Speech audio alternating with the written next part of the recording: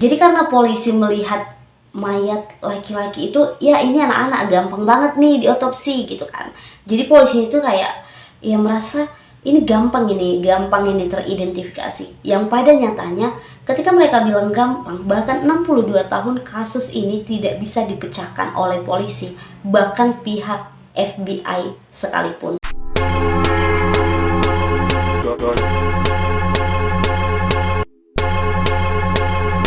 Halo teman-teman, welcome back to my channel YouTube. Kembali lagi bersama aku Kivo. Oke teman-teman, di video kali ini aku nggak cerita horor dulu karena aku mau bahas satu teori, nggak teori sih, konspirasi yang membahas tentang seorang bocah yang ditemukan. Tapi bahkan sampai sekarang polisi tidak mengetahui identitas dari bocah tersebut. Dia ditemukan di dalam kardus. Umumnya batu nisan digunakan untuk menandakan makam seseorang. Di dalam batu nisan biasanya tertulis tanggal, tahun, atau bahkan kematian daripada seseorang tersebut. Namun gimana ya kalau seandainya batu nisan itu nggak punya tanda kayak gitu kan, dia hanya sebutan batu nisan dan nggak mempunyai petunjuk daripada mayat yang ada di bawah batu nisan tersebut. Ada di pemakaman yang terdapat di Ivy Hill, Philadelphia. Ada sebuah plot besar di sana yang hampir seluruhnya itu tertutup oleh boneka, bunga yang disumbangkan oleh orang-orang yang berkunjung di sana di atas makam tersebut. Itu kan gak diketahui makam siapa. Jadi setiap orang yang berkunjung ke sana kayak ngasih cendera kayak gitu kan. Hal ini menjadi pengingat sebenarnya di sana. Bahkan sampai sekarang ketika orang-orang ke sana pun ngasih bunga, itu hanya sebagai tanda simpati. Kasus bocah ini adalah yang paling membingungkan. Jadi polisi ini kayak mikir, aduh kok nggak bisa ya terpecahkan masalah ini. Karena kasus ini sampai endingnya pun tidak ditemukan. Bahkan ketika mereka sudah mengumpulkan teori-teori yang membahas tentang box misteri ini, mereka belum bisa menemukan siapa sebenarnya bocah yang ada di dalam box. Oke, kita langsung aja ke ceritanya. Pada tahun 1957 ada seorang laki-laki. Jadi laki-laki ini sudah tua, tapi dia kerjanya itu sebagai pemburu. Dia suka mengunjungi hutan-hutan untuk mencari binatang-binatang liar. Dia kan kalau kita tahu pemburu itu kan kayak mereka masang jerat, mereka akan menangkap mangsanya melalui jerat. Jadi ketika bapak-bapak ini melakukan pemburuan di dalam hutan, dia menemukan box. Jadi dia menemukan ada box nih kayak gitu kan. Dia menemukan ada di sana kardus, dan ketika dia menemukan, betapa terkejutnya si bapak ketika si bapak melihat bahwa yang ditemukannya adalah seorang kecil yang sudah meninggal. Jadi bapak ini mikir, ini jebakan gak sih gitu kan. Jadi bapak ini mikir, apakah ini jebakan? Jadi dia takut, dia memutuskan untuk meninggalkan box itu tanpa melaporkan ke daerah sekitar. Ya dia kayak mikir, nggak penting lah ya ngasih tahu gitu kan. Bahkan dia takut nih, kalian kalau nemukan mayat ketika di posisi bapak ini langsung lapor polisi atau malah meninggalkan si mayat tersebut. Tapi sangat disayangkan ketika si bapak ini malah pergi dari tempat itu dan meninggalkan mayat itu. Dan dia nggak peduli karena dia nggak mau urusan panjang sama polisi. Jadi ditinggalkannya lah mayat itu. Lalu ada seorang mahasiswa yang mau melakukan trekking. Kalau mahasiswa kan biasa nih kan naik gunung kan, ke hutan-hutan kayak gitu. Jadi mahasiswa ini melihat ada seekor kelinci. Baru ada ditengok mahasiswa ini seekor kelinci, terus mahasiswa ini melihat ada jerat. Biasa kan kalau orang pemburu-pemburu pasti masang jerat. Jadi karena si laki-laki ini mikir takutnya nanti si kelinci ini bakalan masuk ke jeratnya, jadi si laki-laki ini, seorang mahasiswa ini, dia mengikuti kelinci itu terus jalan dan memastikan bahwa kelinci itu selamat gitu, nggak masuk ke dalam jerat yang dipasang oleh si pemburu. Ketika dia melihat dan mengawasi si kelinci ini, betapa terkejutnya dia juga menemukan kotak misteri itu lagi. Jadi dia shock gitu kan. Siapa yang gak shock? Kalian bisa bayangin gak? Ketika kalian jalan-jalan atau kalian traveling atau mungkin nge-camp kayak gitu kan, naik gunung trek, kalian bisa bayangin gak ketika kalian menemukan ada box, dan di dalam box itu dia melihat mayat itu lagi, mayat yang ditinggalkan si bapak yang pertama tadi. Jadi sebenarnya si mahasiswa ini gak mau ambil pusing ya. Dia gak mau sebenarnya, aduh malas lah ngelaporin sama polisi, karena dia pikir akan ribet, akan kerja ini apa segala macam. Dia mikirin sejenak sebenarnya, ini laporin polisi nggak ya? Terus rupanya ya udah deh laporin aja kayak gitu. Jadi dia memanggil polisi untuk dapat datang ke TKP dan barulah mayat itu diproses sama polisi.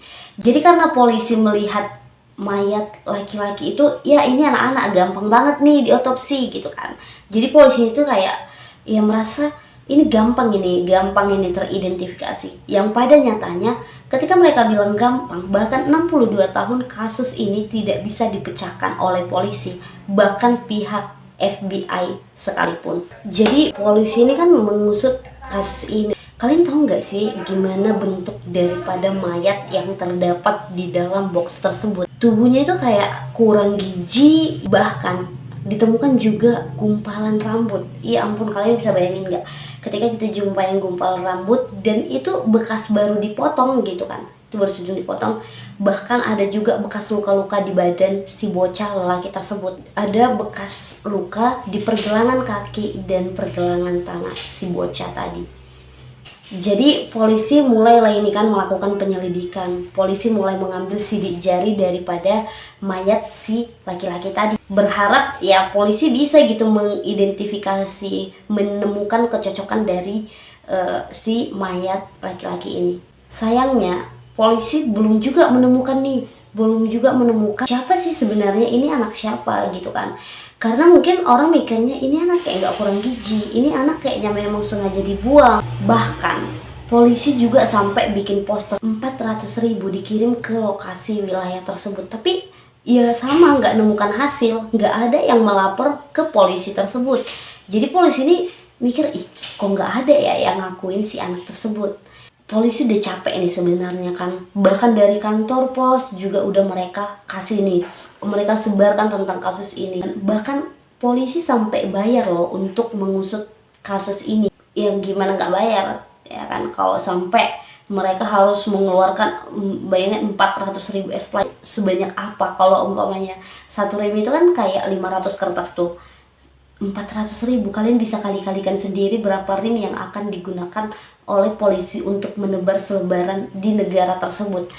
Tapi tetap aja nih nggak ada yang mengakui kalau kehilangan anak. Yang paling lucunya adalah kan ada tuh kan di dalam box itu ada baju, ada selimut si anak, juga bekas luka si anak. Polisi udah mengidentifikasi tapi nggak ditemukan petunjuk apapun di dalam box tersebut. Identitas bocah itu masih sama seperti ketika pertama kali ditemukan, dengan status identitas yang tidak diketahui.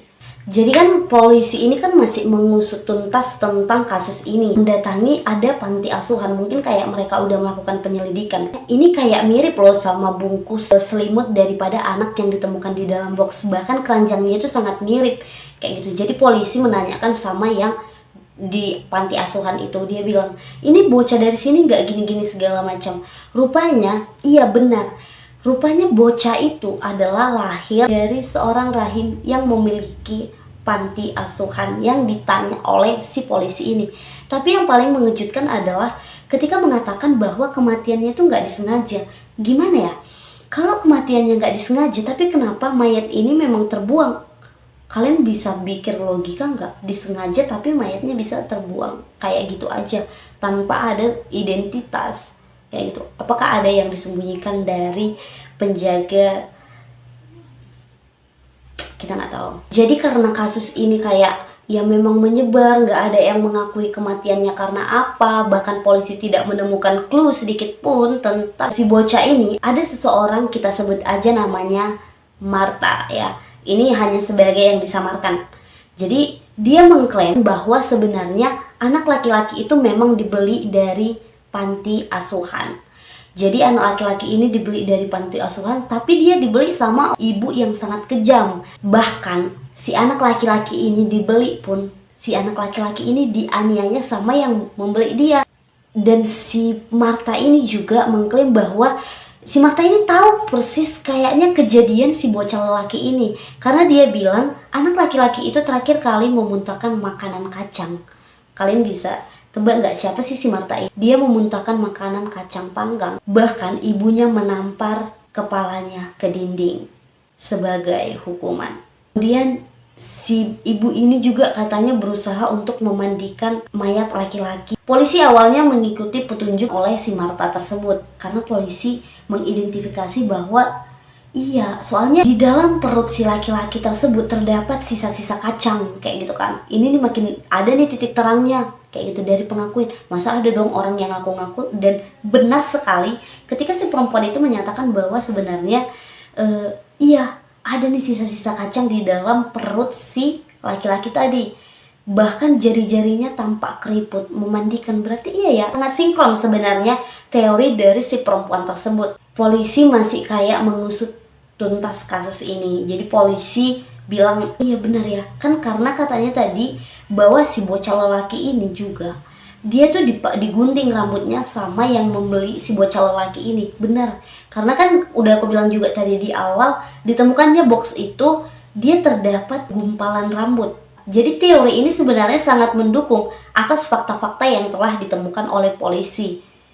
Jadi sebenarnya kan si Marta tadi ini kan mengklaim bahwa dia tahu gitu tentang kasus ini. Tapi yang paling konyolnya adalah ketika polisi mengidentifikasi lebih jauh tentang kasus ini, polisi menemukan bahwa sebenarnya si Marta tadi memiliki latar belakang mental yang tidak bagus. Fakta mengejutkan adalah ketika dia mengeluarkan teori-teori yang dia katakan kepada polisi, yang paling enggak nyangkanya sih, dia menyangkal teori yang pernah dia katakan. Kalian bisa bayangin nggak? Sebenarnya dia udah mengklaim nih, dia tahu kasus ini, tapi dia menyangkal apakah ada orang yang mengancam dia setelah dia melaporkan kasus ini ke polisi. Kita nggak tahu ya kan.